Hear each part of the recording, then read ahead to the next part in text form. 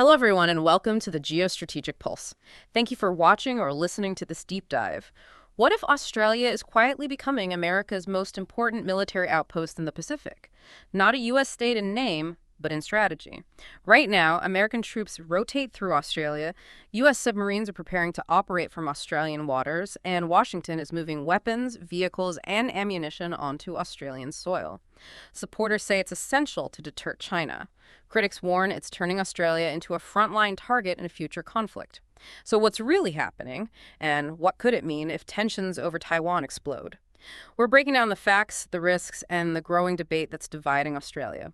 Before we begin, if you enjoy geopolitical analysis, hit like, subscribe, and share this video. It helps us reach more viewers interested in global security and world affairs. And here's today's question. Is Australia making a smart strategic move? Or is it giving up too much independence by tying itself so closely to the United States? Let us know in the comments. There are strong arguments on both sides, and we'd like to hear your perspective. Let's get started. Yeah, to really give you a clear picture of how rapidly this whole landscape is shifting, we need to look at the latest updates coming out of the defense sector. Right. And, some recent analysis from the Lowy Institute, along with a deep dive into the recent defense budget breakdowns. Because when you lay all these pieces out side by side, a massive geostrategic pivot emerges. It really does. And to understand the scale of this pivot, you first have to look at Australia's official policy. Because historically and legally, Australia forbids foreign military bases on its soil. That is a hard boundary they've maintained for a long time. Exactly. It's been a very firm line. Right. But the reality on the ground tells a completely different story now. I mean, we are seeing U.S. Marines rotating through Darwin up in the north for 6 months out of every year. Yep. And looking at the immediate horizon, there's a rotating force of U.S.-commanded nuclear-powered submarines arriving in Western Australia next year. It kind of forces us to ask what the word base even means today, It does. And that distinction between a permanent base and a rotational presence is basically the technical loophole allowing this to happen. Ah, okay. But the real shift isn't just about personnel passing through, right? It's about the hardware. Yeah. The United States military is now heavily leaning into a global pre-positioning program, and Australia is central to it. Pre-positioning, so staging gear in advance. Exactly what it sounds like. You stage your heavy weapons, your ammunition, and your vehicles in the theater of operations years before a conflict ever begins. Because, the Pacific Ocean is an absolute logistical nightmare. It's massive. Right. If we are looking at a potential flashpoint over Taiwan, the U.S. doesn't have the luxury of weeks to, load up heavy armor in San Diego, sail it across the entire Pacific, and just hope it arrives in time. You need the gear sitting in the backyard of the crisis. You hit the nail on the head. Yeah. The mechanism here relies entirely on eliminating transit time. And we are watching the physical manifestation of this strategy right now. We really are. Yeah, following the 2023 joint war games between the U.S. and Australia, the U.S. Army didn't actually pack up all their gear. Wait, they just left it? They left their trucks behind in Bandiana, Victoria. They simply parked them there as a trial run for this massive pre-positioning effort. Wow. And that footprint is expanding aggressively. The latest info details a dedicated U.S. Marines storage facility in Australia that will hit full capacity by 2028. That's huge. Right. We are talking about a major global defense contractor employing over 100 engineers and logistics specialists locally just to maintain this gear. Just for maintenance. Exactly. And on top of that, the U.S. Navy is injecting $30 million to build out warehouses and administrative offices in Victoria by 2027. 30 million. So if you ask Australian leadership like Defense Minister Richard Marles, he'll argue this isn't an erosion of sovereignty, right? He says it's a necessary shield. That's the official stance. He points to China's massive, really unprecedented military buildup in the region and concludes that Australia simply cannot counterbalance that kind of weight alone. They need the Americans physically entrenched to deter aggression. Which is a strong argument from a deterrence perspective. It is, but look at the geography of this setup. It's like telling your heavily armed friend they can't formally move into your house, but letting them park their RV in the driveway, sleep in the guest room 6 months a year, and store all their gear in your garage. That's a great way to put it. Right. At a certain point, isn't it basically their house too? It's a fundamental blurring of the lines, and it brings up the core risk, which is when you let someone store their weapons in your garage becomes a target for their enemies. Yeah, that makes sense. The geography of where this gear is going tells us exactly how high the stakes are getting. Let's look at the naval aspect in Western Australia for a second. Upgrading facilities there to host U.S. nuclear-powered submarines offers Washington a highly strategic berth. If a conflict erupts, it puts these submarines within striking distance of the South China Sea and a potential Taiwan fight. Which is obviously an advantage for them. Crucially, yes. But it also gives the U.S. military a secure rear area to retreat to, rearm, and repair without having to cross the entire Pacific Ocean again. I hear the term secure rear area, but that feels like a really dangerous assumption. How so? Well, once you start storing the heavy armor and docking the nuclear submarines, you aren't a safe haven anymore. You are drawing the crosshairs directly onto your own coastline. And that is a reality that military analysts are very urgently highlighting right now. A recent report from the Lowy Institute brought this into incredibly sharp focus. What did they find? Well, and China has militarized several outposts in the South China Sea, and they have equipped them with intermediate-range ballistic missiles. Yeah. Those missiles have the range to strike northern Australia today. As the Institute's Director of International Security made clear, the moment these American stockpiles and submarine facilities become operational, they automatically become high-priority Tier 1 targets for Beijing in any major conflict. So the threat to northern cities like Darwin is immediate and very real. Absolutely. But, this is what I find really striking about the latest updates on those logistics hubs you mentioned earlier, the trucks in Bandiana, the new Navy warehouses planned for 2027. Right, the ones in Victoria. Exactly. Those are in Victoria. Victoria is all the way down in the southeastern corner of the continent. Yeah.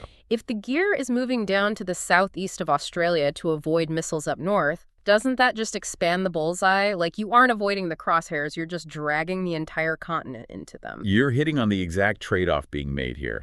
From a purely tactical perspective for the U.S. military, moving the critical logistics hubs out of the immediate range of those South China Sea missiles makes perfect sense. Sure, protect the gear. Right.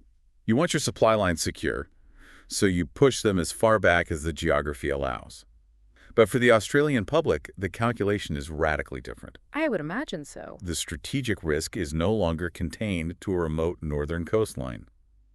The target zone now stretches thousands of miles south, directly into the major population and economic centers of the southeast. Which naturally makes you wonder why any government would accept that kind of continent-wide risk.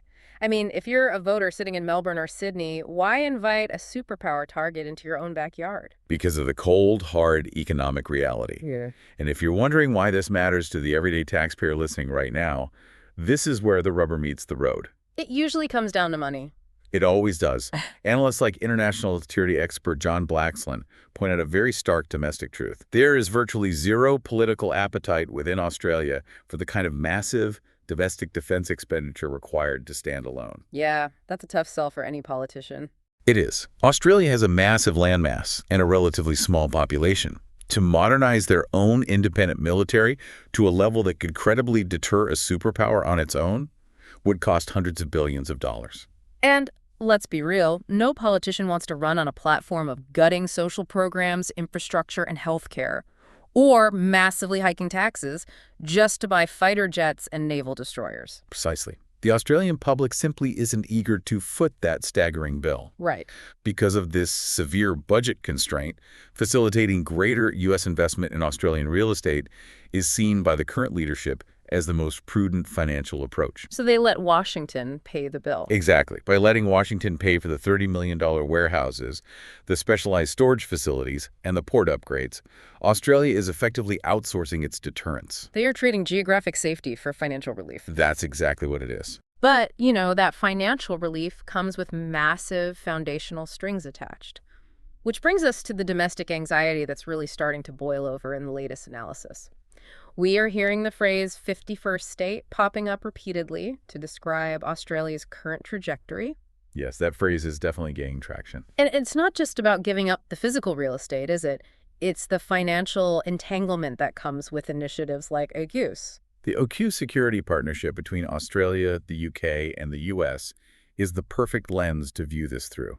AUKUS centers on Australia acquiring nuclear-powered submarines. Which are not cheap. Not at all. The sheer cost of this program is astronomical, stretching into the hundreds of billions over the coming decades. And to really understand the mechanism of what's happening here, you have to look at how a defense budget works. It's a relatively fixed pie. Right. If you suddenly dedicate a massive slice of that pie to acquiring U.S.-aligned nuclear submarines, the money has to come from somewhere else. It has to. The latest updates show that AUKUS is actively cannibalizing Australia's domestic defense budget. Conventional forces, the army units, the local readiness programs, they are feeling the squeeze. They're seeing their funding delayed or cut to pay for this one massive joint Pacific capability. And what's deeply revealing is the governmental response to this cannibalization. How are they responding? Well, according to recent reports, government ministers recognize that conventional defense spending is being hollowed out, but they believe this funding problem only needs to be managed rather than fundamentally addressed. Managed, not addressed. That's quite the distinction. It is. They are openly accepting the trade-off. They are willing to weaken independent conventional forces to ensure the joint U.S. integrated submarine force becomes a reality. Man, it is a total strategic pivot. Prime Minister Anthony Albanese has fully embraced an enhanced strategic relationship with Japan and doubled down on the U.S. alliance. He really has. The consensus among international affairs experts is that the current administration has signed up entirely to the United States and its regional policy. They aren't just dipping a toe in, they are locking themselves into the U.S. military apparatus. But the heart of the debate, however, is whether being locked in inherently means you lose your sovereign voice. Does it? Well, does deep logistical integration erase a nation's ability to say no? Historically, host nations can and do draw lines in the sand, even when deeply allied with the United States. Okay, what's an example of that? There are clear precedents for close U.S. partners withdrawing permission for Washington to access jointly operated bases when their own national interests diverge from American objectives. I hear that argument, but looking at history, those situations seem very distinct from what's happening in Australia today. In what way? Well, I know Spain point-blank denied Washington the use of critical military bases for missions related to Iran in the past. And we've seen Saudi Arabia and Kuwait heavily restrict Washington's use of joint facilities that were critical during U.S. operations in the Strait of Hormuz. Right, exactly. So legally, yes, a host nation retains sovereignty, but can we really compare those precedents to this? You're right to question the parallel for sure, but the mechanism of sovereignty remains the same. The legal framework dictates that Australia could, if it chose to, deny the U.S. the use of these newly built Victorian warehouses or Western Australian naval berths in a crisis. But let's look at the practical reality here. Okay.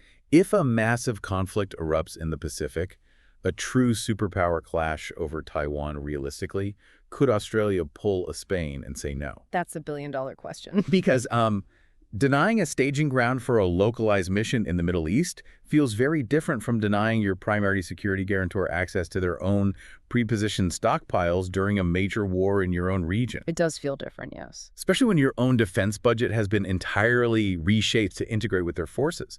Is the physical and financial integration so deep now that Australia has effectively forfeited the option of staying out of it? Is Australia even considering that neutralities might be an option in a future crisis? It doesn't seem like it. When you intertwine your logistics, your hardware, your budget, and your strategic planning so deeply with another nation, the line between an alliance and reliance becomes incredibly blurred. Wow. Yeah, it really does. For anyone watching this unfold, it requires looking at the long game. Consider whether hosting foreign military hardware acts as an ultimate insurance policy against regional aggression, or if it acts as a pre-signed declaration of involvement in a future superpower war that Australia otherwise might have avoided. That tension right there between an insurance policy and a pre-signed declaration is exactly why this debate is so critical right now. Thank you so much for joining us for this deep dive. If you enjoyed this breakdown, be sure to check out and listen to our other podcasts for more geostrategic analysis. See you in the next one.